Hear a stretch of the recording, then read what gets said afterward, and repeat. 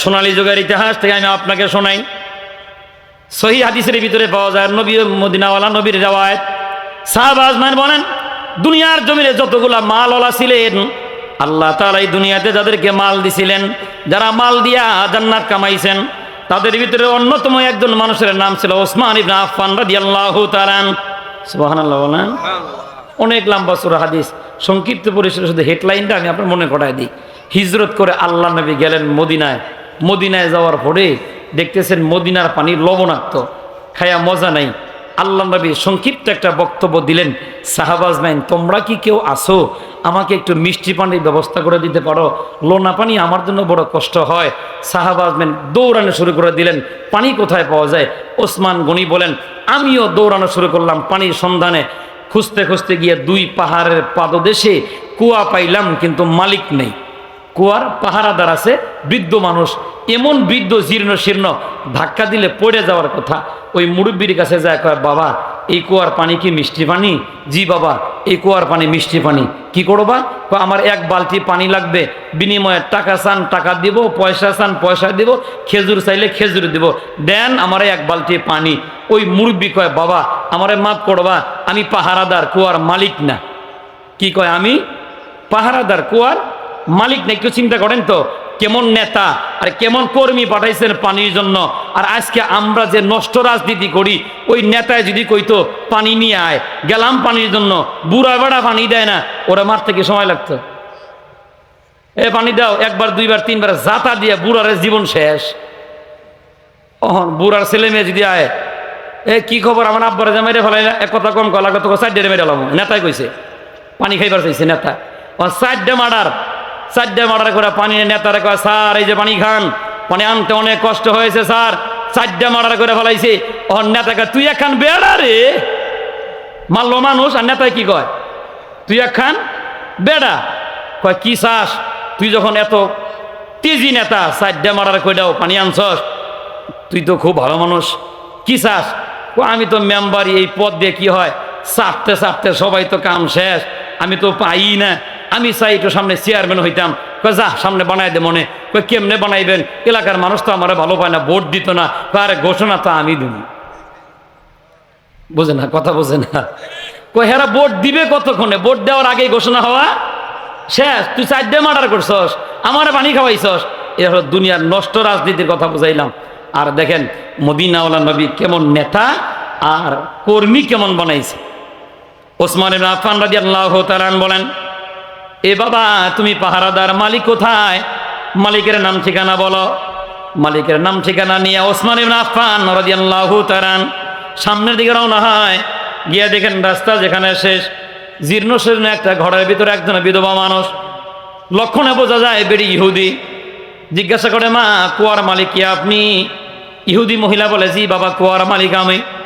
স্বামীর ওয়ারিশ সূত্রে মালিকানা পাইছি বাবা, কুয়ার মালিক আমি।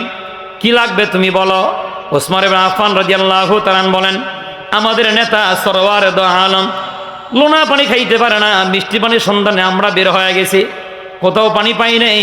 খুঁজতে খুঁজতে এসে তোমার কুয়াটা পাইলাম, দাও না তুমি আমার এক বালতি পানি, বিনিময়ে যা চাও তোমারে তা দেওয়া হবে। বুড়ি কয় কি দিবা? কয় তুমি বলো কি চাও। ইহুদি মহিলা বলেন, তুমি এক বালতি পানি নাও, আমার এক বালতি খেজুর দাও। ওসমান গনি কয় দুই বালতি দেব। দিল থেকে কইছেন কি সুবহানাল্লাহ?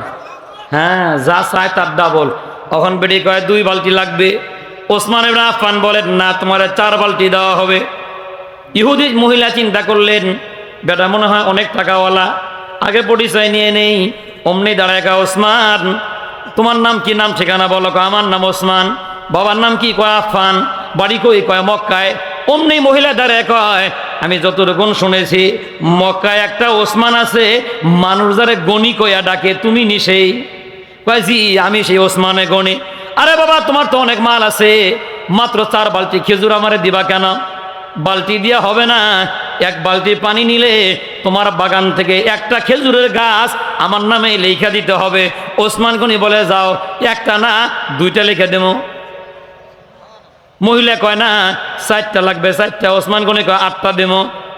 বেটি কয় এইভাবে হবে না, গাছ দিয়ে হবে না, বাগান লিখে দাও, বাগান। এক বালতি পানি নিবা, আর আমার নামে একটা বাগান লেখা দিবা। ওসমান গনি রাদিয়াল্লাহু তাআলা গা থেকে জুব্বাটা খুললেন, জুব্বা খোলার পরে গেঞ্জিটাও খুললেন, গেঞ্জি খোলার পরে হাতের ভিতরে যে তরবারি আছে ইহুদির মহিলার হাতে দিয়ে কয়, এই যে তরবারি নিয়ে নে, আমি ওসমানের বুক ফাটা, আমার কলিজা তুই নিয়ে নে, আমার কলিজা তুই নিয়ে নে। বালতি বালতি খেজুর না, গাছ গাছ খেজুর দিয়া না, বাগান দিয়াও না, আমি ওসমানের কলিজা তুমি নিয়ে নাও। আর যদি বলো ওসমান কলিজা দিয়া পানি নিয়ে যাও, আমার নবীর জন্য আমি ওসমান কলিজা বেচা দিলাম, আমার কলিজা বেচা পানি নিয়া নবীর দিয়া দিব। কলবে মোমিন হেরমে খানা দখলে গাইরে শুদ হারাম, একে জনরা বদ সৌহর আখদে দাদান কাইরাওয়াস।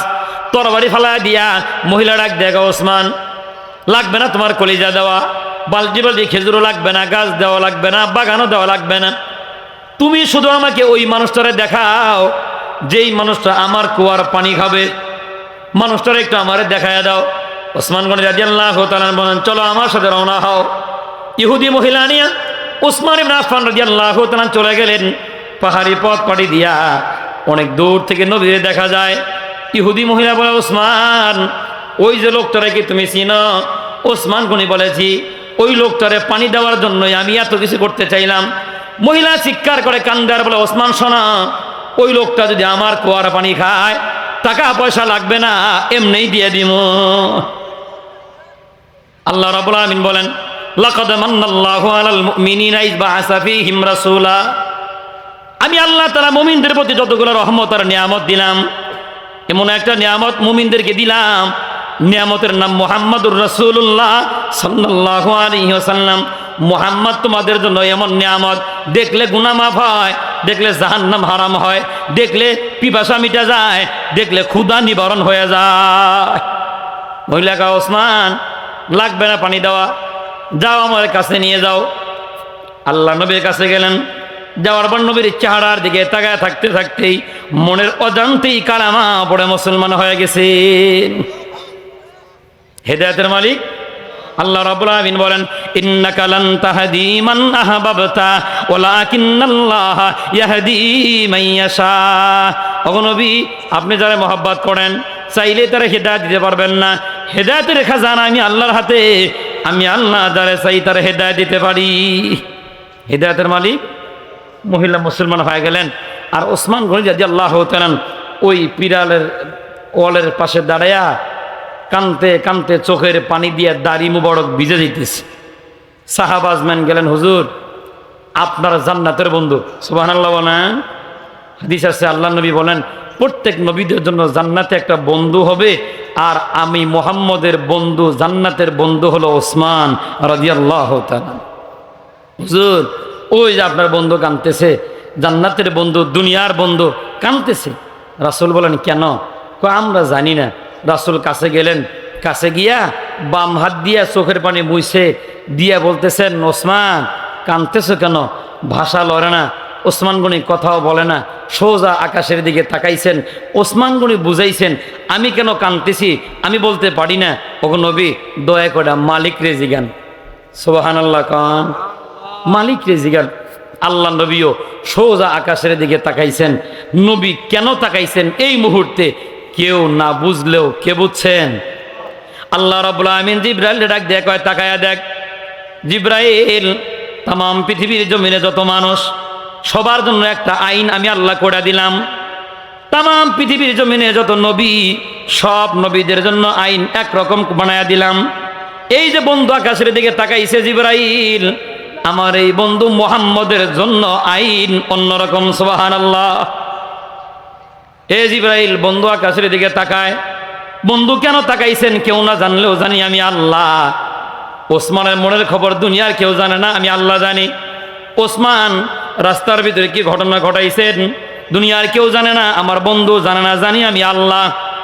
এ জিবরাইল তাড়াতাড়ি যা, ওসমানের জন্য উত্তম বদলা দিয়া, ওসমানের সুসংবাদ দিয়া তাম পৃথিবীর মানুষের জন্য শিক্ষণীয় বানায়া কালামে হাকিমের আয়াত আমার বন্ধুর উপরে নাজিল করে দে। নাজিল হয়ে গেল আমার তেলাওয়াতকৃত আয়াত।